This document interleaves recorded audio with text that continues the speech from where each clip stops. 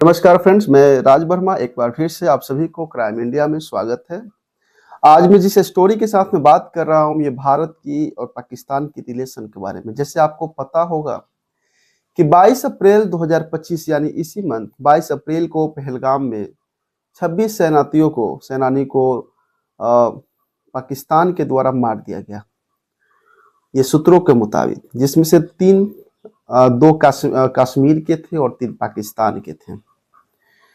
जब 22 अप्रैल को यह हादसा पहलगाम में होता है तो 23 अप्रैल को सरकार के द्वारा एक कदम उठाया जाता है पाकिस्तान के अगेंस्ट, जिसमें मुख्य रूप से 5 ऐसे बिंदु थे जिसमें सरकार ने कदम उठाई। जिसमें से एक बिंदु था जिसमें जो फैसला लिया गया उस बिंदु पे कि पूरे भारत के अंदर पाकिस्तान के जितने भी नागरिक रहते हैं उन सभी को पाकिस्तान भेज दिया जाए, या वो लॉन्ग टर्म वीजा पे हैं या शॉर्ट टर्म वीजा पे हैं, सभी लोगों को पाकिस्तान भेज दिया जाए। जो लोग बाघा बॉर्डर के द्वारा आए थे उनको भी भेज दिया जाए, और जो लोग एयरपोर्ट के जरिए इंडिया में आए थे वो भी उनको भी भेज दिया जाए। ये तमाम ऐसी सूचना जब सरकार 23 तारीख को निकालती है तो एक डेडलाइन भी निकालती है साथ में कि 29 तारीख तक जितने भी लोग हैं पाकिस्तान चले जाएं, जिसमें भारत के तमाम ऐसी राज्य के मुख्यमंत्री से हमारे गृह मंत्री अमित शाह बात करते हैं। बात करने के बाद सभी को बताते हैं कि आपके राज्य में जितने भी पाकिस्तानी हैं आप लोग उनको जितना जल्दी हो सके वहां से हटाइए, पाकिस्तान भेजिए। अब ये बात सुनते हैं तो जितने भी पाकिस्तानी थे उनकी चिंताएं बढ़ती जा रही थी। फिर जितने भी लोग थे एक एक करके अपने भारत देश से पाकिस्तान के लिए निकल जाते हैं। अब ये बात उत्तर प्रदेश की है। उत्तर प्रदेश में कुल 118 ऐसे व्यक्ति थे जो पाकिस्तानी थे और उत्तर प्रदेश में रहते थे, और वो लोग डेडलाइन 29 तारीख यानी कल 29 अप्रैल का डेडलाइन के हिसाब से वो सभी लोग चले गए। लेकिन एक ऐसे व्यक्ति बच गई जो इस डेडलाइन तक नहीं जा पाई, और जिसका नाम है सीमा मीना। जैसे कि आपको पता होगा कि सीमा मीना पहले सीमा हैदर के नाम से जानी जाती थी, जो पाकिस्तान से नेपाल के जरिए भारत में आई, और जिसको सचिन मीना के द्वारा उसको प्यार हुआ, और फिर सोशल मीडिया के द्वारा उसको प्यार हुआ सचिन मीना से, और फिर वो इंडिया में आई, और फिर इंडिया में आने के बाद उसको पकड़ा गया। पहले उसको यूपी पुलिस, फिर नोएडा पुलिस, इंटेलिजेंट ब्यूरो, फिर एटीसी उसको पकड़े, फिर दोनों जेल गए, सचिन और सीमा। और चूंकि सीमा साथ में 4 बच्चे को भी लाई थी और चारों बच्चे भी जेल गए, बाद में वो बेल पे वो लोग बाहर हैं। और फिर सचिन से सीमा मीना शादी करती है और फिर रहती है।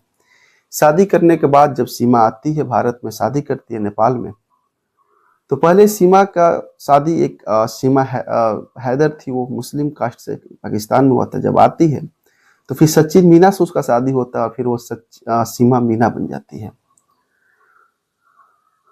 तमाम ऐसी जानकारी जो सीमा पे।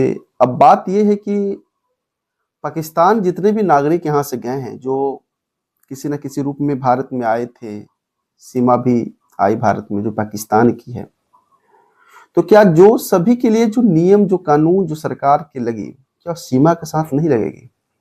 और जितने भी लोग पाकिस्तान 29 अप्रैल डेडलाइन के पहले चले गए तो क्या सीमा नहीं जाएगी? आज हो गया 30 तारीख और अभी तक सीमा भारत में है। क्योंकि सरकार की जो डेडलाइन थी, जो भी सरकार के जो आदेश था, वो उनके लिए आदेश था जो वीजा के माध्यम से पासपोर्ट बनवा कर पाकिस्तानी पासपोर्ट पर भारत आए थे, या रेल एयरपोर्ट से हो या बॉर्डर के इलाके से हो, उन सभी के लिए था ये। लेकिन जब सीमा आई थी तो सबसे पहले सीमा पाकिस्तान से दुबई आती है, फिर दुबई से नेपाल आती है, और फिर नेपाल से वो काठमांडू के जरिए भारत आती है। तो एक तो सीमा विदाउट पासपोर्ट, विदाउट वीजा के भारत आ रही है। दूसरा, उसके ऊपर एक मुकदमा चलता है, बिना पासपोर्ट के भारत में आई, बिना इंफॉर्मेशन के भारत में आई, और फिर वो एक बस बाय रोड भारत में आती है। तो ये मुकदमा उसका उत्तर प्रदेश में चलता है। जब सीमा उत्तर प्रदेश में आती है तो सबसे पहले योगी आदित्यनाथ को, हालांकि जो सीमा के जो वकील होते हैं एपी सिंह, उनसे मिलती है और मिलने के बाद वो कोर्ट में उनके वही हेल्प करते हैं, उसके केस को लड़ते हैं। और सीमा जब भारत आती है तो सबसे पहले एक उत्तर प्रदेश के जो मुख्यमंत्री उस समय के होते हैं 2024 को मई मंथ में आई थी, उनसे गुहार लगाती है कि हमें भारत की मतलब नागरिकता चाहिए। और फिर वो एक गुहार लगाती है होम मिनिस्ट्री को, सॉरी क्या बोलते हैं कि राष्ट्रपति को। वहां भी एक आवेदन देती है जो इसमें वो बोलती है कि मैं पहले सीमा हैदर थी और मेरी शादी सचिन से हुई तो मैं सचिन मीना हो गई, क्योंकि सचिन का पूरा नाम सचिन मीना था। और इस हिसाब से मैं भारत की बहू हूँ, नेपाल की मैं बेटी हूँ। तो बेशक मैं नेपाल की बेटी हूँ, लेकिन मैं तो भारत की बहू हूँ और मैं भारत की बहू होने की नाता राष्ट्रपति महोदया से मेरे यही निवेदन है, गुहार है कि हमें भारत की नागरिकता दी जाए। और ये पहलगाम हमला होने से बहुत पहले की बात है। उस समय वो वहां पे आवेदन दिया था, गुहार लगाई थी राष्ट्रपति के पास। तो अभी वो चीज बहुत पुराना है, ये पुराना हुआ था। हालांकि बहुत पहले लगाई थी तो एक तो मौका मिलता है कि इस हमले के बाद उस पर ध्यान दिया जाए, तो उसको भेजा नहीं जा सकता है। और दूसरा, जो राष्ट्रपति होते हैं, अगर कोई व्यक्ति अगर नागरिकता लेने के लिए अगर कोई व्यक्ति अगर आवेदन देता है, बोलता है भारत के, तो फिर खुद वो राष्ट्रपति उस गुहार को, उस आवेदन को, उस पर डिसीजन नहीं ले सकते हैं। राष्ट्रपति भेजेंगे होम मिनिस्टर को, होम मिनिस्टर के माध्यम से आएगा कैबिनेट में, फिर इस पर बहस होगी, सभी का राय होगा और राय होने के बाद फिर हो जाएगा return to home minister, then हो जाएगा राष्ट्रपति के पास, फिर राष्ट्रपति उसको नागरिकता देंगे। तो एक प्रोसेस होता है जो बहुत पहले एपी सिंह के माध्यम से सीमा राष्ट्रपति के पास ये कर चुकी है। अब हालांकि अब तो सीमा भारत की बहू है और आज से 1.5 मंथ पहले सीमा की एक बच्ची का जन्म होता है। तो जब बेटी का जन्म होता है सीमा मीना को, तो फिर उस मानवता के निगाह से एक 1.5 महीना के बच्ची से अपने माँ को अलग नहीं किया जाता, क्योंकि बेटी वो भारत की नागरिकता ले, भारत की वो नागरिक हुई। सचिन भारत की नागरिक हुई और 4 महीने के 4 जो बच्चे सीमा के साथ में आए थे पाकिस्तान से, वो सीमा के साथ हैं। तो मिला जुला के एक ही डिसीजन आता है कि सीमा अभी भारत में ही रहेगी। उत्तर प्रदेश के जब कोर्ट से जब इसके फैसले होंगे, आपको राष्ट्रपति के द्वारा जब इसके फैसले होंगे, तो उसमें इस पर डिसीजन लिया जाएगा कि सीमा यहाँ रहेगी कि वहाँ रहेगी। हालांकि सारी जब भारत सरकार ने जब ये आदेश दिए कि जितने भी पाकिस्तानी हैं भारत के अंदर वो यहाँ से निकले, इस पर सीमा हैदर की जो पति था गुलाम हैदर, जो पाकिस्तान में जिससे शादी हुआ था, उसका एक वीडियो सामने आता है जिसमें बोलता है कि बेशक सीमा से मेरी तलाक नहीं हुई है, लेकिन जो मेरे 4 बच्चे हैं भारत में, उसको रिटर्न कर दिया जाए।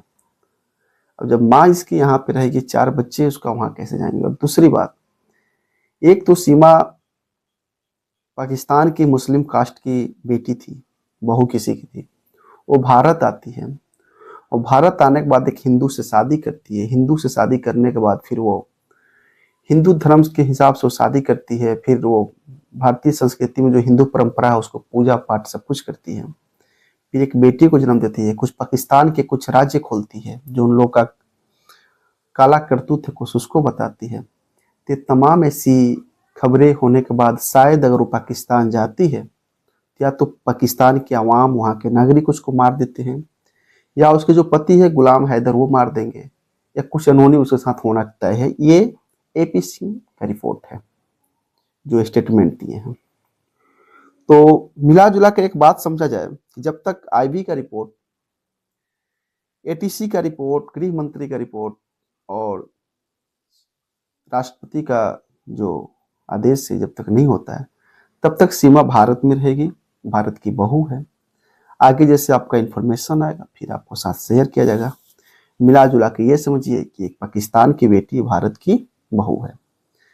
हालांकि जो भी सारी नियम थी वो सारी नियम थे वीजा पासपोर्ट, मतलब वीजा वाले के लिए।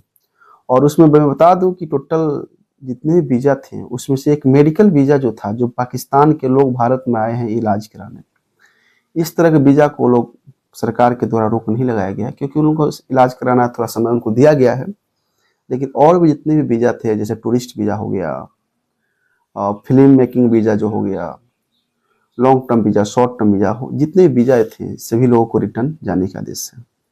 अब बात सीमा हैदर की थी, तो सीमा हैदर भारत में वीज़ा के माध्यम से नहीं आई थी। वो एक सीमा को पार करके आई थी पाकिस्तान, नेपाल के काठमांडू के जरिए भारत में। और अभी सीमा आपको मैं बता दूं, तो ग्रेटर नोएडा के रघुपुरा इलाका में रघुपुरा इलाका में रहती है। तो जिस तरह फिर अपडेट आएगा सीमा हैदर के बारे में फिर आपको बताया जाएगा। और देखते रहिए क्राइम इंडिया। फिर मिलते हैं कल रात 8 बजे की न्यू एपिसोड।